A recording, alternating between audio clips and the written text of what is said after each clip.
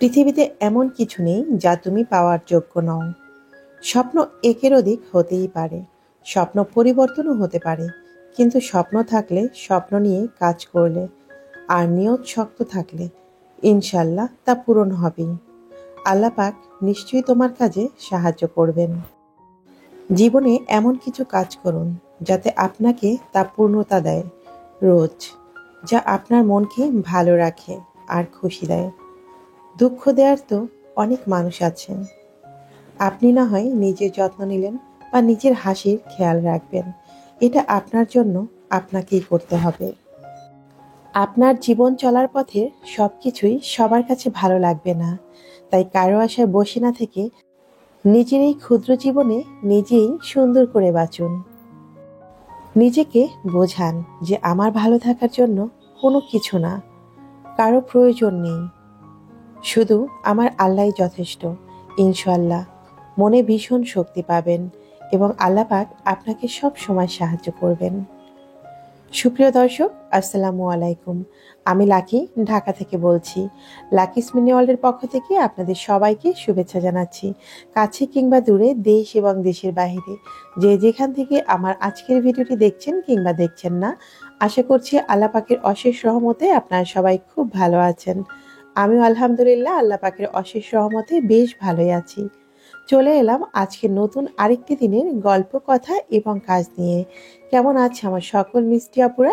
আশা করছি আমার সকল আপুরা ভালো আছেন, সুস্থ আছেন, নিরাপদে আছেন। আজকে খুব সকালবেলা উঠেই বাসার সমস্ত কাজ করতে শুরু করে দিয়েছি। প্রথমেই সকালের নাস্তাটা রেডি করে নিয়েছি। এরপর দুপুরে রান্নার জন্য সবকিছু গুছিয়ে নিয়েছি, সেটা অফ ক্যামেরাই করে নিয়েছি। তবে এখনই কিন্তু রান্না করছি না, তার কারণ হচ্ছে আমাকে একটু বাইরে যেতে হবে। তার আগে বাসার সমস্ত কাজগুলো করে নিচ্ছি, যেন ফিরে এসে রান্না করতে দেরি না হয়। সেজন্যই কিন্তু রান্নার সমস্ত আয়োজনগুলো করে রেখেছি। এরপর বাসার সব কাজ এক এক করে করে নিচ্ছি। প্রথমে ওয়াশিং মেশিনে সমস্ত কাপড়গুলো দিয়ে নিলাম, কারণ ওয়াশিং মেশিনে কাপড় ক্লিন হতে হতে এদিকে আমার বাসাটাও কিন্তু গোছানো হয়ে যাবে। অনেকদিন পর্যন্তই বাসায় তেমন কিছুই পরিষ্কার করা হচ্ছে না। এক কথায় শীত তো ছিলই, তাছাড়া অবহেলাও আছে। ওই যে আপনারা তো সবাই জানেন যারা আমার রেগুলার ভিউয়ার্স, খুব শীঘ্রই নতুন ফ্ল্যাটে চলে যাব। সেই কারণে বাসার কোনো কিছুই নতুন করে সাজাচ্ছি না, বা কোনো কাজে জানি কেমন করতে ইচ্ছে করে না। মনে হয় কয়েকদিনের মধ্যে তো বাসাটাকে পুরো এলোমেলো করে ফেলবো। তবে আজকে ভাবলাম, না, এভাবে আসলেই থাকা যায় না। যে কটা দিনই থাকি না কেন, একটু তো পরিষ্কার পরিচ্ছন্ন রাখতেই হবে। তো সকালবেলা উঠে প্রথমে আমার বেডরুমটা গুছিয়ে নিচ্ছি। আমার বাসাটা যত বড়ই হোক না কেন, তবে আমার বাসায় প্রতিটা মানুষ কিন্তু সারাক্ষণই বেডরুমের মধ্যেই থাকে, যে কারণে এই রুমেই ধুলা বালু ময়লা অনেক বেশি হয়। তো বিছানাটা গুছিয়ে নিয়েছি, এরপরে চলে এলাম মেডিসিন বক্সটা গুছিয়ে নিতে। গত কয়েকদিন আগে কিন্তু আপনাদের সঙ্গে শেয়ার করেছি অনলাইন থেকে আমি এই ফার্স্ট এড এবং মেডিসিন বক্সটা নিয়েছি। তবে সেটা আর মেডিসিন রাখা হয়নি। ওই যে প্রথমেই বলেছি, আমার ইচ্ছে করে না এই বাসায় বসে আর নতুন করে কোনো কিছু সাজিয়ে গুছিয়ে রাখি। তারপরেও আজকে হঠাৎ করে মনে হলো যে না, মেডিসিন বক্সটা একটু সাজিয়েই নেই। কারণ যখন মেডিসিন নিতে যাই তখন কেমন যেন এলোমেলো মনে হয়। তো এটা ভেবেই কিন্তু মেডিসিন বক্সে মেডিসিনগুলো সাজিয়ে নিচ্ছি। উপরের অংশটাতে আমি আমার মেডিসিনগুলো নিচ্ছি, আর ড্রয়ারের মধ্যে ছেলে মেয়ে বা এক্সট্রা যে মেডিসিনগুলো আমাদের বাসায় সবসময় থাকে সেই মেডিসিনগুলো রেখে দিচ্ছি। মেডিসিন বক্সটা নেওয়াতে সত্যি আমার কিন্তু ভীষণ উপকার হয়েছে, কারণ সবার মেডিসিনগুলো আলাদা আলাদা করে রাখা যাচ্ছে, আর বক্সটাও দেখতে কিন্তু মাশাআল্লাহ অনেক সুন্দর। আমার মনে হয় প্রত্যেকের বাসায় কম বেশি একটা মেডিসিন বক্স থাকে।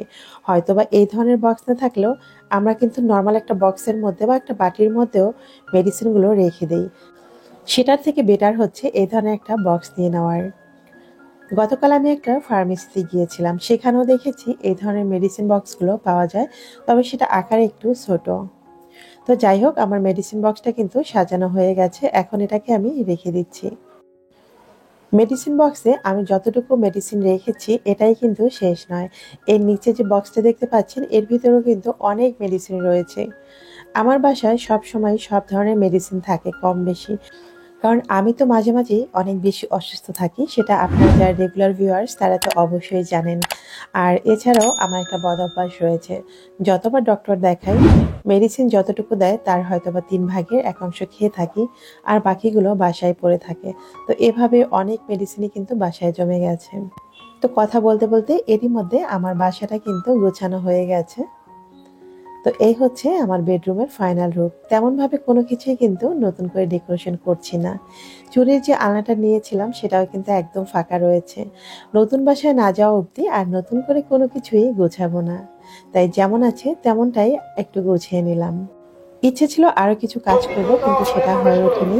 চলে এসেছি মেয়েকে নিয়ে ওর মেডিকেলে ভর্তি পরীক্ষা দেওয়ার জন্য। যদিও মেয়ের ইচ্ছে আছে ইঞ্জিনিয়ারিং করার জন্য, তারপরেও ভাবলাম যে না, মেডিকেলে একটু ট্রাই করে দেখি। আর সব থেকে বড় কথা হচ্ছে অভিজ্ঞতা বলেও একটা কথা আছে, আর সেই অভিজ্ঞতা অর্জনের জন্যই কিন্তু এখানে নিয়ে এসেছি। বাকিটা আল্লাহ ভরসা। তো এরই মধ্যে আমরা কিন্তু মেয়েকে হলে প্রবেশ করিয়েছি। তো আমরা এখন এখান থেকে সরে যাব, যেহেতু অনেক লোকজন আর প্রচুর ভিড়, আর বাচ্চারাও অনেকে এখন পর্যন্ত ভিতরে প্রবেশ করেনি। ভেতরে এত লোকজন ছিল যে বসার মতো কোনো জায়গায় ছিল না। একটা পর্যায়ে আমরা এখান থেকে সরে গিয়েছি। তো আমরা এই সাইডটা থেকে বের হয়ে বসার জন্য অন্য একটা জায়গায় গিয়েছি, যদিও খুব বেশি সময় কিন্তু আমাদের ওয়েট করতে হচ্ছে না।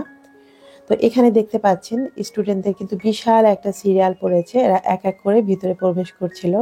তো কিছু কিছু স্টুডেন্ট এখন পর্যন্ত ভিতরে প্রবেশ করছিল। আমরা তো অনেক আগেই এসেছি, যদিও আসার সময় আমাদের গাড়ি পেতে অনেক সমস্যা হয়েছে। অনেক লোকজন ছিল, ভেবেছিলাম সাপ্তাহিক বন্ধ যেহেতু আজকে শুক্রবার, সেই হিসেব করে তেমন একটা ভিড় হবে না। তারপরেও মোটামুটি যে ঠিক সময় চলে আসতে পেরেছি এটাই অনেক কিছু। তাছাড়া এখানে আমাদের এক ভাইয়া আছেন যিনি এই ঢাকা ভার্সিটির একজন স্টাফ। তো তার সাহায্য নিয়েই কিন্তু আমরা ভিতরে এসেছি, বা সবকিছু তিনিই দেখিয়ে দিয়েছেন। তো হাঁটতে হাঁটতে আমরা এখানে চলে এলাম।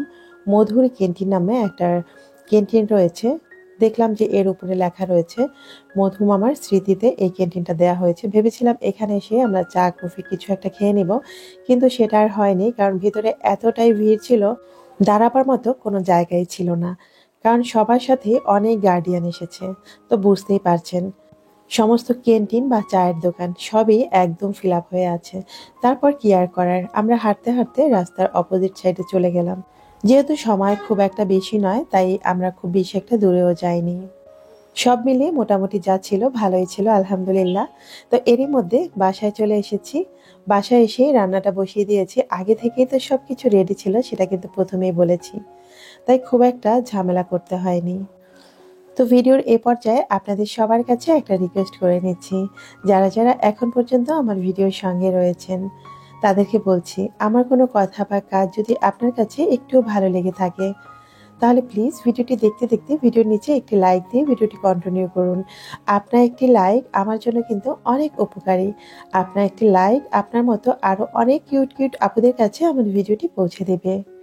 আর হ্যাঁ, ভিডিওটি দেখা শেষ করে যদি ভিডিও বিষয়ে আপনার কোনো মতামত থেকে থাকে, তাহলে অবশ্যই কমেন্ট বক্সে কমেন্ট করে জানিয়ে দিবেন। আর আপনি যদি আজকে প্রথম আমার চ্যানেলটি ভিজিট করে থাকেন, তাহলে আপনাকে বলছি, আমার কোনো কথা বা কাজ যদি আপনার কাছে একটুও ভালো লাগে, তাহলে আপনি চাইলে আমার ছোট্ট পরিবারের একজন সদস্য হয়ে থেকে যেতে পারেন আমার চ্যানেলটি সাবস্ক্রাইব করে। কথা বলতে বলতে আমি কিন্তু বেশ কিছু মাছ ভাজি করে নিয়েছি। আর মাছের যে মাথা আর লেজগুলো ছিল সেগুলো ভাজি করে নিয়েছি, তবে সেটা রান্না করব না, শুধু ভাজি খাওয়ার জন্যই রেখে দিয়েছি। কারণ মাছের মাথা আর লেজ যদি আমি রান্না করি ইলিশ মাছের, সেটা কখনোই খাওয়া হয় না। সে কারণে আজকে ভাবলাম এভাবে ভাজি করেই রেখে দিব। আর অন্য এক সাইডে আমি কিন্তু বেগুন ভাজি করে নিচ্ছি। বেগুন ভাজার একটা টিপস কিন্তু আপনাদের সঙ্গে অনেকবার শেয়ার করেছি, সেটা হচ্ছে কিভাবে অল্প তেলে আপনারা বেগুন ভাজবেন। আর আজকে আবার বলে দিচ্ছি, আমি যখন বাসা থেকে বেরিয়ে যাচ্ছি, মানে যখন সবজিগুলো কেটেছিলাম তার আগেই আমি বেগুনগুলোতে লবণ মাখিয়ে রেখে গিয়েছিলাম। আর যখন ফিরেছি তখন দেখলাম বেগুনগুলোর ভিতর থেকে সমস্ত পানিগুলো বেরিয়ে গেছে। যদিও আমার হাতে বেশি সময় ছিল সে কারণে পানিটা অনেক বেশি বেরিয়েছে। তবে আপনাদের হাতে যদি সময় না থাকে, আপনারা বেগুন ভাজি করার আগে ২০ থেকে ৩০ মিনিট আগে বেগুনের গায়ে লবণ মাখিয়ে রাখবেন। এতে করে বেগুন ভাজার সময় বেগুনে কিন্তু অল্প তেলেই ভাজা হয়ে যাবে। অতিরিক্ত তেলের কারণে অনেক সময় আমরা কিন্তু বেগুনের চাক ভাজিটা খেতে চাই না। তাছাড়া অনেক সময় অতিরিক্ত তেল বেগুনের মধ্যে থেকে যাওয়ার কারণেও কিন্তু অনেকে এই তৈলাক্ত খাবারটা খেতে চান না। তাই আপনারা যদি এভাবে বেগুনটাতে আগেই লবণ মাখিয়ে রাখেন তাহলে বেগুন ভাজার সময় দেখবেন ভিতরে কোনো তেলেই থাকছে না। তো এরই মধ্যে আমার কিন্তু রান্নাটা কমপ্লিট হয়ে গেছে। শীতের দিন বলে আমি কিন্তু এখন আর খাবার সবসময় পরিবেশন করি না। কারণ হচ্ছে খাবারটা যখন যে খায় তখন কিন্তু সেটা গরম করে নিতে হয়। আর তাছাড়া আমাদের কখনোই সবার একসাথে বসে খাওয়া হয় না। সবাই সবার মতো যখন ভালো লাগে তখন খেয়ে নেয়। সেই কারণে আমি কিন্তু খুব কম সংখ্যক সময়ই পরিবেশন করি। তা না হলে গরম করার ঝামেলাটা তো রয়েই যায়। তো বিকেলে নাস্তার জন্য এখানে আমি একটা ডো মাখিয়ে রেখে দিচ্ছি। অনেকদিন পর্যন্তই বিকেলে তেমন কিছু বানানো হয় না। নিজেরও শারীরিকভাবে অসুস্থতা তো আছেই। সেই সঙ্গে বাহির থেকে বেশি নাস্তা আনানো হয়। তো আজকে ভাবলাম একটা ডো রেডি করে রাখি। কি বানাবো সেটা কিন্তু ভাবিনি। হয়তোবা পিজ্জা তৈরি করব, না হয় নান তৈরি করব। এটা ভেবেই ডোটা রেডি করছিলাম। কারণ নান বা পিজ্জা যেটাই তৈরি করা হয় সেটা কিন্তু একই ব্যাটার দিয়ে তৈরি করা যায়। তো আমি ব্যাটারটা তৈরি করার জন্য এখানে ২ কাপ পরিমাণ ময়দা ব্যবহার করেছি। সেই সঙ্গে দিয়েছি লবণ স্বাদমতো, চিনি দিয়েছি ১ চা চামচ পরিমাণ, সেই সঙ্গে ইস্ট দিয়েছি ১ চা চামচ পরিমাণ। আর রান্নার রেগুলার তেল দিয়েছিলাম ২ টেবিল চামচ পরিমাণ। সমস্ত শুকনো উপকরণগুলো হাতে একটু মাখিয়ে নিয়ে এরপর হালকা কুসুম গরম পানি দিয়ে সুন্দর আর সফট একটা ডো তৈরি করে নিয়েছি। এখন আমি এই বাটির মধ্যে একটু তেল ব্রাশ করে নিচ্ছি। এরপর বাটির মধ্যে এই ডোটা রেখে দিচ্ছি। আর ডোয়ের গায়েও হালকা একটু তেল মাখিয়ে দিচ্ছি। হয়তোবা খুব বেশি সময় কিন্তু রাখতে পারবো না। তারপরও যতটুকু সময় সেট হয়ে যায়। কারণ এর ভিতরে ইস্ট রয়েছে আর চিনি লবণ তো আছে সেটাও অ্যাক্টিভ হয়ে যাবে। তো এখন চলে এলাম সন্ধ্যাবেলায়। সন্ধ্যাবেলায় চলে এলাম নাস্তাটা তৈরি করার জন্য। অফ ক্যামেরায় একটা চিকেনের অর্ধেকটা আমি ছোট ছোট করে কেটে নিয়েছি। খুব বেশি বড়ও না আবার একদম ছোটও না কিন্তু। মাংসটা ধুয়ে ভালো করে পানি ঝরিয়ে নিয়েছি যতটা সম্ভব। এরপর দিয়েছি আদা বাটা, পেঁয়াজ বাটা, রসুন বাটা ১ চা চামচ করে। এরপর দিয়েছি হলুদ গুঁড়ো, লাল মরিচের গুঁড়ো, জিরা গুঁড়ো, ধনিয়া গুঁড়ো, এলাচ গুঁড়ো, দারচিনি গুঁড়ো, তেজপাতা গুঁড়ো। সমস্ত মশলা দিয়ে আর সেই সঙ্গে লবণ তো অবশ্যই দিয়েছি। আর সাথে দিয়েছি সামান্য একটু টেস্টিং সল্ট। সেই সঙ্গে আরও দিয়ে দিচ্ছি ১ চা চামচ পরিমাণ লাইট সয়া সস। আর এরপর দিচ্ছি ১ চা চামচ পরিমাণ টমেটো সস। আর এরপর দিয়েছি বারবিকিউ মসলা ২ চা চামচ পরিমাণ। এরপর দিচ্ছি ধনিয়া পাতা সস ১ চা চামচ পরিমাণ। আর সেই সঙ্গে স্বাদি ম্যাজিক মসলা ১ প্যাকেট। ব্যাস এই তো হয়ে গেল। এখন একটা কাঁটা চামচের সাহায্যে আমি সমস্ত চিকেনগুলো মেরিনেট করে নিচ্ছি। এখন তো সন্ধ্যা হয়ে গেছে আর হাতেও তেমন একটা পানি লাগাতে ইচ্ছে করছে না। আর যেহেতু অনেক মসলা মরিচ তো রয়েছে, সেজন্য ভাবলাম একটা কাঁটা চামচের সাহায্যে এটাকে মেখে নেই। মাংসটা তো মেরিনেট করা হয়ে গেছে। চুলায় একটা ফ্রাই প্যান বসিয়ে দিয়ে এরপর সবশেষে আমি পেঁয়াজ কুচি দিয়ে দিচ্ছি। আসলে আমি পেঁয়াজ কুচি দিতে ভুলেই গিয়েছিলাম।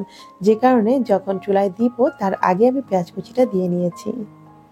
ফ্রাই প্যানের মধ্যে কিছুটা তেল গরম করে নিচ্ছি। তেলটা হালকা গরম হয়ে গেলে মাংসগুলো আমি ফ্রাই প্যানের মধ্যে দিয়ে দিচ্ছি। আমি আজকে এই চিকেনগুলো দিয়ে চাপ তৈরি করে নিচ্ছি। চাপটা আমি এভাবেই তৈরি করি। এতে করে খুব জুসি একটা ভাব থাকে আর মাংসটাও খুব সহজে সেদ্ধ হয়ে যায়। মাংসটা চুলায় বসিয়ে দিয়ে আমি এখন নানগুলোকে তৈরি করে নিব। আমি যেহেতু এখানে ২ কাপ ময়দা নিয়েছি আর আমি একটু বড় সাইজের নান তৈরি করে নিব একটু মোটা করে। আপনারা চাইলে এখান থেকে ৬টাও কিন্তু নান তৈরি করতে পারেন অথবা চাইলে আরও ছোট ছোট করেও নান তৈরি করতে পারেন। তবে আমি চেয়েছি একটু মোটা করে ভারী নানগুলোই তৈরি করব। আর আজকে আমি বাটার নান তৈরি করছি। নাস্তা তৈরি করতে করতে আমার প্রিয় আপুদের কিছু কমেন্টের উত্তর দিয়ে নিচ্ছি। ব্লগ ডায়েরি আইডি থেকে একজন আপু কমেন্ট করেছেন, লাল শাক দিয়ে চিংড়ি মাছ এই প্রথম দেখলাম। আপনার কমেন্টসটি পড়ে আমি অবাক হলাম না আপনি আমার রান্না দেখে অবাক হয়েছেন আমি সত্যি বুঝতে পারছি না। আমার মনে হয় কম বেশি অনেক আপুরাই জানেন যে আমরা যে কোনো শাকের মধ্যেই কিন্তু চিংড়ি মাছটা ব্যবহার করি। আর লাল শাক দিয়ে চিংড়ি মাছ রান্না অথবা ভাজি দুটোই কিন্তু অনেক মজার। আপনি যদি এর আগে কখনো দেখে না থাকেন আপনি একবার ট্রাই করে দেখতে পারেন। আশা করছি আপনার কাছে কিন্তু ভালো লাগবে। আর হ্যাঁ, আমার কোন কোন আপুরা লাল শাক দিয়ে চিংড়ি মাছ রান্না করেন বা ভাজি করেন সেটা অবশ্যই কমেন্ট করে জানাবেন। আমার ২ পর্ব আগের একটি ভিডিওতে একজন আপু কমেন্ট করে জানতে চেয়েছেন, আমার যে মসলার জারগুলো সেগুলো আমি কত টাকা করে নিয়েছি। আপু আমার এই মশলার জারগুলো আমি অনেক দিন আগে নিয়েছি, আর এটার দাম নিয়েছিল ৩৮০০ টাকা। তবে বর্তমানে মার্কেট প্রাইস কিন্তু এখন অনেকটাই কম। তো আপনি যদি কিনতে চান তাহলে অবশ্যই দেখে শুনে তারপরে কিনবেন। তো এরই মধ্যে আমার কিন্তু নানগুলো বানানো হয়ে গেছে। আমি এক এক করে বানিয়ে নিচ্ছি আর ভেজে নিচ্ছি। নানগুলো কতটা ফুলে উঠছে দেখতেই পাচ্ছেন। আলহামদুলিল্লাহ একদম ফুলে বেলুন হয়ে গেছে। এখন বলে দিচ্ছি গত পর্বের ধাঁধার সঠিক উত্তর। গত পর্বে ধাঁধা ছিল কোন মাছের মাঝের অক্ষর বাদ দিলে সে ডানা মেলে আকাশে উড়ে যাবে। ধাঁধার সঠিক উত্তর ছিল চিতল মাছ। যিনি সর্বপ্রথম কমেন্ট করে সঠিক উত্তরটি জানিয়েছেন তার জিমেল অ্যাকাউন্টের নাম হচ্ছে মিস পলি। পলি আপু, আপনাকে অসংখ্য ধন্যবাদ। আপনি সর্বপ্রথম কমেন্ট করে সঠিক উত্তরটি জানিয়েছেন। এরপর বলে দিচ্ছে আজকের পর্বের ধাঁধা। আজকের ধাঁধা হচ্ছে আমাদের কানে যা হয় কচুরও তাই হয়, উল্টে দিলে শস্য দানা হয়। আশা করছি আমার বুদ্ধিমান ভিউয়ার্সরা খুব দ্রুতই কমেন্ট বক্সে সঠিক উত্তরটি জানিয়ে দিবেন। দেখতে দেখতে আমি কিন্তু একদম ভিডিও শেষ প্রান্তে চলে এসেছি, আর সেই সঙ্গে আমার বিকেলের নাস্তাও কিন্তু রেডি হয়ে গেছে। তো কেমন লাগলো আমার আজকের ভিডিওটি সেটা কিন্তু অবশ্যই কমেন্ট বক্সে জানাতে ভুল করবেন না। আর হ্যাঁ, আমার প্রিয় আপুদের বলছি, যদি আমার ভিডিওটি একটু ভালো লাগে তাহলে প্লিজ আপনার ফ্রেন্ডস অ্যান্ড ফ্যামিলির মাঝে ভিডিওটি শেয়ার করে দিবেন। দেখতে দেখতে ভিডিওর একদম শেষ প্রান্তে চলে এসেছি। আজ এখানেই বিদায় নিচ্ছি। দেখা হবে আগামী পর্বে নতুন কোনো ভিডিওর সঙ্গে। ততক্ষণ আপনারা সবাই ভালো থাকবেন, সুস্থ থাকবেন। আল্লাহ হাফিজ। আসসালামু আলাইকুম।